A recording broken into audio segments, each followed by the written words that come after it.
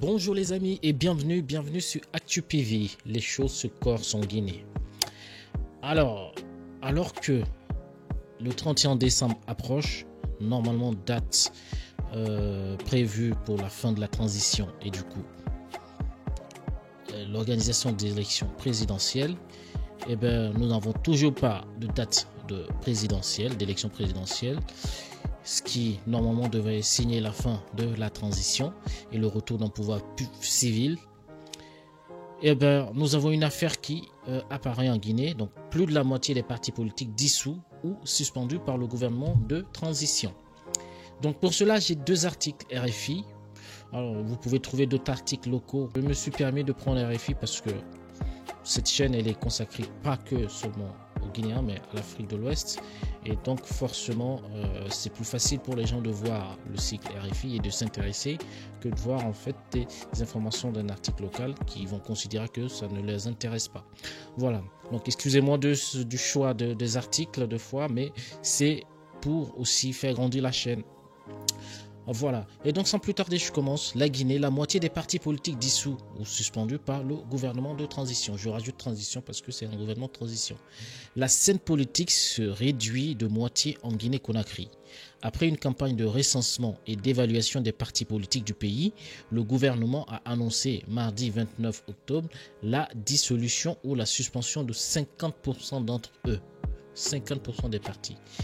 C'est dans un long rapport de 180 pages que le ministère de l'administration du territoire de Guinée a présenté le bilan de la campagne d'évaluation des partis lancée en juin dernier.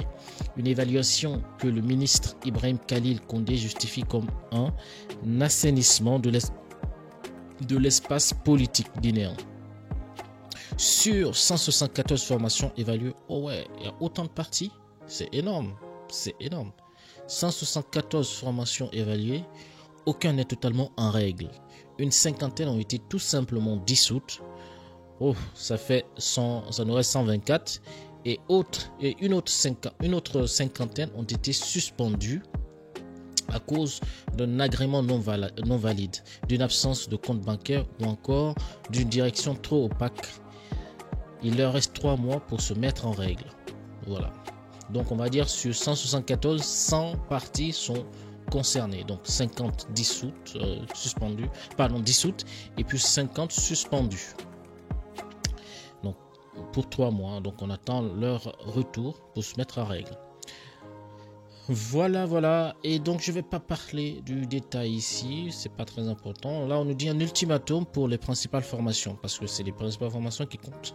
Cet ultimatum de 3 mois concerne également une soixantaine de partis mis sous observation, dont les principales formations de Guinée, notamment le RPG, donc le RPG, l'ancien parti au pouvoir, le parti de Alpha Condé, l'UFDG, ça c'est le parti de Cellou Dalein Diallo, et l'UFR, le parti de Sidya Touré, pour ne pas avoir tenu des congrès ou pour une absence de preuve de paiement des cotisations entre autres.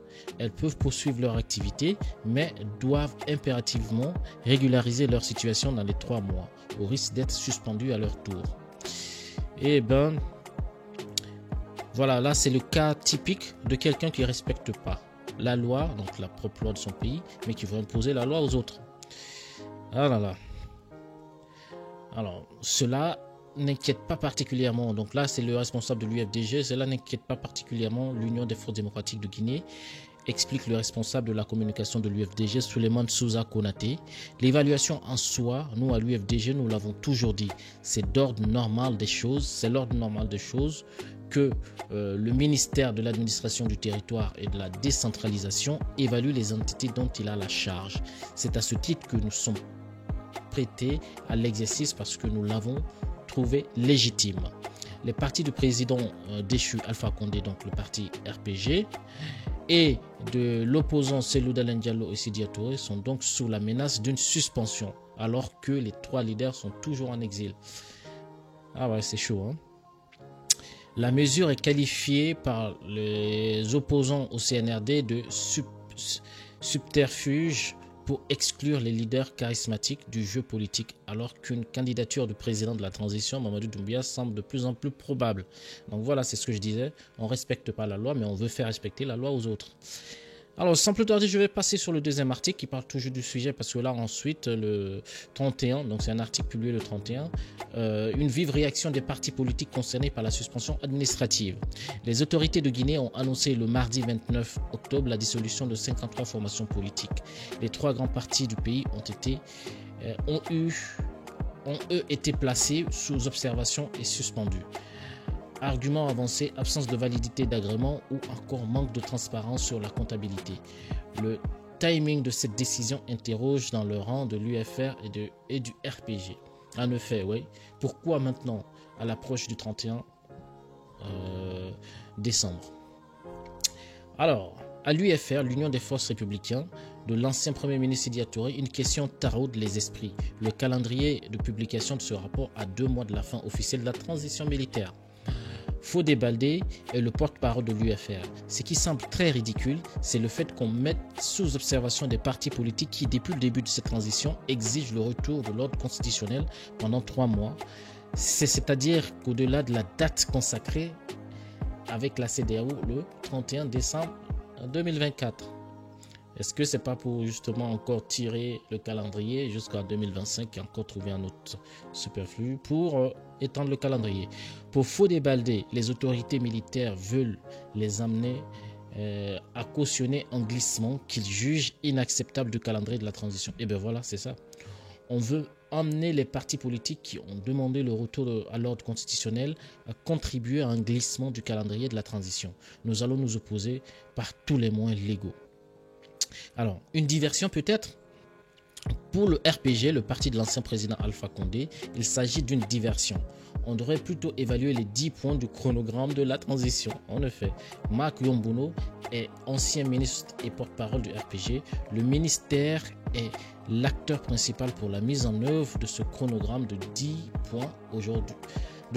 Aujourd'hui, à quelques mois de la fin de ce chronogramme, on devrait être là à évaluer ce qui a été fait. Mais si on laisse ça pour se mettre à sortir des regards, des activités qui va dans le sens d'amener les partis à se performer, où on n'en voit pas d'importance. Après les partis politiques, d'autres structures seront soumises à ce même exercice selon le ministère de l'administration territoriale. Alors, qu'est-ce que vous en pensez les amis? Est-ce que c'est une diversion? Bon, la diversion en fait pour moi elle englobe le fait de pouvoir glisser et passer le 31 décembre 2024, la date fatidique de la fin de la transition militaire sur laquelle s'est engagé M. Doumbouya avec la CEDEAO. Qu'est-ce que vous en pensez? Dites-moi en commentaire et n'hésitez pas à partager la vidéo, à liker, ça nous permet de grandir. Merci à tous et à très bientôt. Ciao, ciao.